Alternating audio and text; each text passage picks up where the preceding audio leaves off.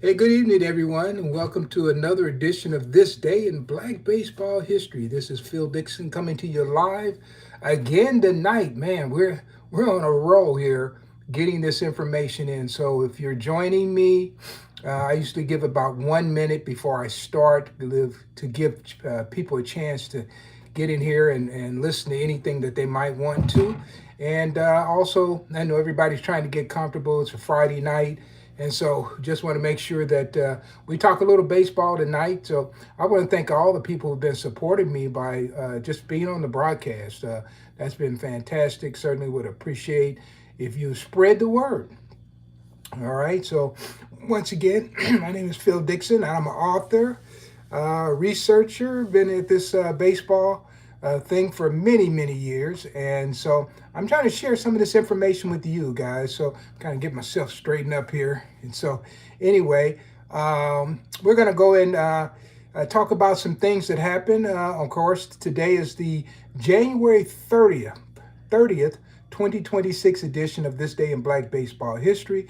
So if you have never caught this broadcast before, what we do is we go back through the ages, and we pick out some interesting things to talk about that occurred on January the 30th. So somebody says, what do they say?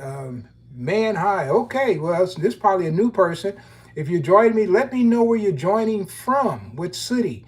And when people come in, they will see your city. Sometime they will have comments to say, and of course, I always have something to say about somebody's city because it seems like I know a baseball player from almost everywhere. It seems like, so especially every state. So let's get busy tonight and let's go and start talking a little baseball. So I want to go back to January 30th, 1918. A report in the Glasgow Missourian stated that John Donaldson, you probably heard of John Donaldson, he's a great left-hander, he returned home to Glasgow, Missouri. Now, Glasgow, Missouri is not too far from Columbia, Missouri. Yeah, you get off the exit there and you go through Boonville and then you go down to Glasgow. Glasgow. And I'll tell you a little bit more about it in a minute. But yeah, he returned home to Glasgow from San Francisco to respond to the county draft board examination. They had wanted him to get registered for the World One draft. World War Can't even talk right now. World War One draft, and he had previously applied for a transfer so that he might not have to come back. So he tried to fill out that form in California. Unfortunately, it didn't arrive in time, so just to meet the demand, he decided to come back home to Missouri, and he left his team, the Los Angeles White Sox, who were playing out in the California Winter League, came back home to Glasgow and took his examination, and he stayed there waiting to be called to the military to participate in World War One. However, this was January 30th, 1918, but they had already signed the armistice in November 11th of 1918. And when they signed that, they stopped the draft. So Donaldson never had to go and serve in World War One. Yeah, he missed it. Now I don't know why he didn't sign up before then. Yeah, I'm not sure about that, but he missed it altogether and never had to serve. So that was John Donaldson. He kind of set out World War One, and when he did sign up, everything was over, man. I'm telling you. So anyway, that just kind of gives you a little bit of idea of what these guys are going through. And believe it or not, they didn't start the draft again until World War II. I think it was like 1940. So yeah, a little bit about John Donaldson. And John Donaldson's a guy we've been trying to get in the Hall of Fame in Cooperstown, New York. Just haven't had any success. But the beat goes on. We're going to keep on trying to get him there as long as we can. I know I'm up for the fight. And this guy has over 5,000 strikeouts and still is not qualified in the Hall of Fame voting people's eyes. Also, in addition to that, this guy was a 300 hitter. When he wasn't pitching, he was playing the outfield. He was a 300 hitter and played everywhere. And this was John Donaldson. Remember that name. That's going to be an important name to remember. And guys, I hope I see the day that he actually does get enshrined in Cooperstown. I will make another trip to Cooperstown. I've been there actually 3 times in the last 4 years, and I hope to go again whenever John Donaldson gets that call. All right, we're going to push for him. All right, so let's go to another one. January the 30th, 1959. I made quite a leap. Outfielder infielder Jim Pendleton is involved in a trade that sent 3 players to the Pirates and 4 players to the Reds. And he was involved in that trade there, big trade, 1959. And Pendleton ended the season with 113 hits while performing in the outfield and third and shortstop. Now, I don't know if you know Pendleton. Pendleton played for the Chicago American Giants in the Negro Leagues. And yeah, think about it. One time, they wanted us to believe that that I guess you can say this, the best baseball in the world was played in the American National League, and the biggest stars were there, and that wasn't true at all. Show you how it wasn't true. Pendleton is in his rookie season. He became the second rookie in Major League Baseball history to hit 3 home runs in a game, and actually he did that as a member of the Milwaukee Braves. Okay, and let's see. Actually, the first person to do that was a guy by the name of Eddie Matthews, who was his teammate. So you got Jim Pendleton. Just remember, just a few years before that, these guys couldn't even get a chance to play. So I think Jackie Robinson had come up in 47. So what we're talking about, 12 years. 12 years, and they're breaking all kind of records. So that is the story of Jim Pendleton. And he is featured on several Topps baseball cards. I do have some of those that he's on. And so we have people joining us here. Somebody says, hey, where are you joining from? That's always important. I always like to know that. What city? Sometimes people coming from different countries. That's always good too. So, all right. So let's go to another one here. How about January 30th, 1979? Al Bunbury. You probably remember Al Bunbury. Outfielder was re-signed as a free agent by his former team, the Baltimore Orioles. That was in 1979. And of course, he rewarded his employer by collecting 162 hits and batted .285 in 148 games. And Bunbury was actually a Vietnam War veteran, had actually seen combat. And he's one of the few Vietnam vets who actually saw combat, who actually participated in baseball at that time. Somebody says, do you believe Barry Bonds deserved to be in the Hall of Fame? Of course I do. I believe Pete Rose did too. I even talked to Pete Rose. I was in Cooperstown. A lot of people don't know this. Pete Rose, although he was ineligible to get in the Hall of Fame, he came to Cooperstown every year, Cooperstown, New York, every year during the Hall of Fame weekend, and he would sign autographs. And you could go down and you could talk to Pete.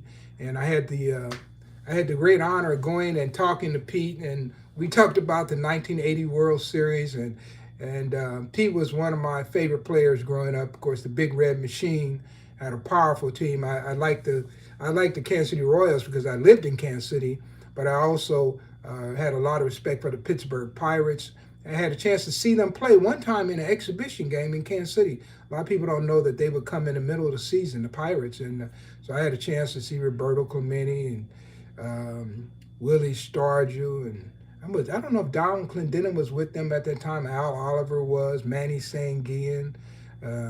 They had a good team, so I had a chance to see those guys. Danny Murtaugh was the manager. Danny Murtaugh, you probably remember that guy too.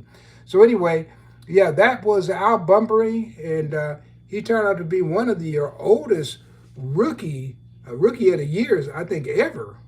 Bunbury was. He was up in age. I'm trying to think. Let's see, how old was Bunbury? I can't think of. I can't think of what his name is, how old he was then, but he was definitely one of your oldest rookies of all time. So, all right. So, guys, let's see. Somebody said, that's Anna. Amazing story about Pete. Said, I bet you got some amazing stories. Yeah, oh yeah, I definitely do.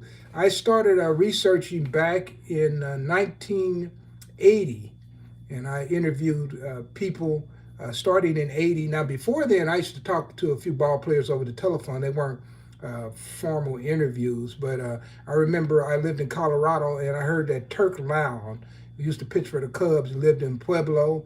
I remember calling Kirk on the phone. I talked to Don Gutteridge on the telephone at that particular time. I'm trying to think who was around the ball players. And of course, the first baseball player I ever met, I was in the fifth grade and I met Reggie Smith because he had a cousin that played on my little league team. How about that? In Kansas City. So Reggie came here with the Boston Red Sox in his rookie season. And I think I was in the maybe fifth grade or something like that. We had a little team called the Terrace Tigers. And Reggie came to the game and gave us a pep talk. And of course, that year, the Red Sox went on to be in the World Series.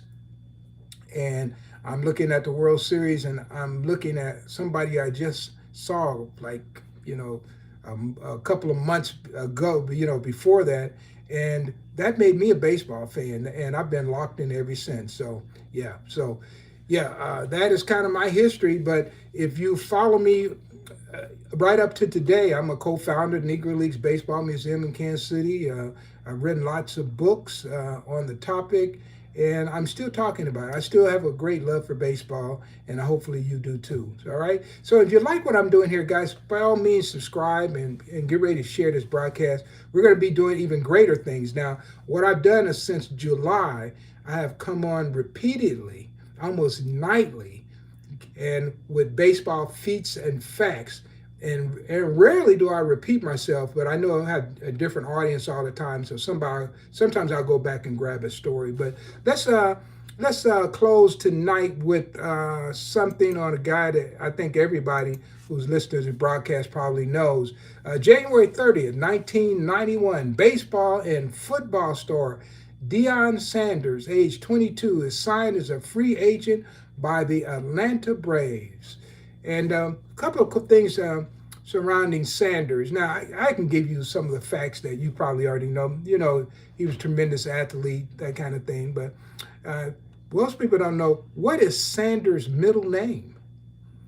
Some of you guys have fast fingers, so you can probably look that up. His middle name, I'm just go ahead and spell it, Luwynn.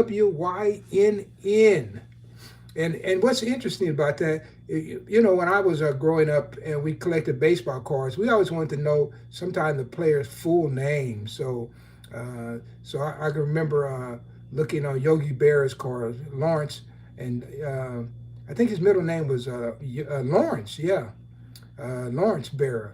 But, it seemed like we were always trying to find somebody's middle name, and sometimes ball players didn't say much about their middle name. So how about this? Luwynn. That's a heck of a middle name, isn't it? See, I don't know if he's named after someone or whatever. Now, if you want a little bit of trivia on him, how about this? How many years you think Sanders played in the NFL? Do you think he played more years in the NFL or in professional baseball? Okay, so let's go. He played 14 years in the NFL and 9 years professional baseball, MLB baseball. And how about this? Did he play for more football teams or did he play for more baseball teams, different teams? And the answer to that is he played for 5 football teams and played for 4 baseball teams. All right. Now, how about this? Was he in a World Series before he was in a Super Bowl? Okay, you think about that one for a minute. And the answer is he was in a World Series before the Super Bowl. He appeared in the 1992 World Series with the Atlanta Braves. And then he appeared in the 1994 Super Bowl with the San Francisco 49ers. How about that? And so he did. Now, did he appear in more than one World Series? Or did he appear in more than one Super Bowl? All right, let's see. He appeared in 2 Super Bowls and 1 World Series. and that is the gentleman by the name of Deion Sanders, and he's still amongst us. And I don't have a Deion Sanders autograph, and I've actually never met him in person, but I like to meet him someday and shake his hand. So I've shaken a lot of the great athletes' hands over the years. I will say, when I think about some of the people I've met, it's been amazing. Jim Brown, I had the honor of actually Jim Brown was my workout. Excuse me, he was my warm-up speaker in Los Angeles many years ago. And the first football player I ever met in person was back in the 1960s. I was part of a program they called Coaches Council, and it was a program started by a former boxer named boxing coach boxer named Bubbles Kleiss. And Bubbles Kleiss put this Coaches Council together, and it was to give kids something to do. So he got us really involved in sports. We learned all like the rules of sports.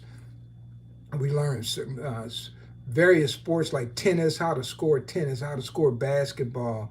And man, I just love that. They put us on a bus and take us out in Kansas City to the Southeast Fieldhouse, which was right up the street from the Chiefs training club. So Chiefs players would come up, and I remember the day Fred Williamson came up and gave us a pep talk. I had never seen a professional football player in person. Fred Williamson came over, and I remember he had highlight films from the first World Series.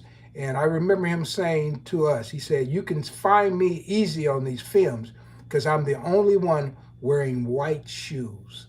And I remember that. That was Fred Williamson, the hammer. Man, that hammer wreaked havoc on a lot of players. It would be illegal today, but back then, man, those helmets that they had with the little kind of spider webbing in there, not the great webbing that they have now with all the stuff on the side. And no, it didn't have that.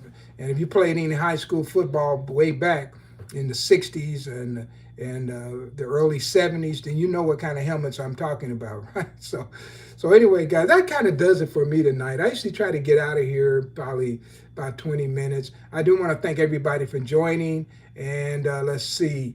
If you have any questions, let's see. Somebody answered the question about Barry Bonds. And let's see. I've been watching you for, okay. Oh, somebody said I've been watching you before. And I love baseball. Certainly appreciate that. And all right, then. Well, I guess that kind of does it for me. Now, tomorrow is the last day of the month. So I just finished another month. So I think that I've been doing this day in Black baseball history since July, just firing away. And man, if you go back and listen to any of those old broadcasts, just a piece of them, you'll get some information that you probably won't find anywhere else. And you can take that information, guys, and share it with your young boys who and young ladies too that are interested in baseball. And maybe someday they can do this that I'm doing because they can keep it going, right? So anyway, guys, I want to thank you again, and thanks to everyone for all your support. If you like what I'm doing here, you're picking this broadcast up later on, please subscribe. All right, this is Phil Dixon, and this has been This Day in Black Baseball History, the January 30th, 2026 edition. You have a nice day, and I'll see you again, more than likely tomorrow. Okay.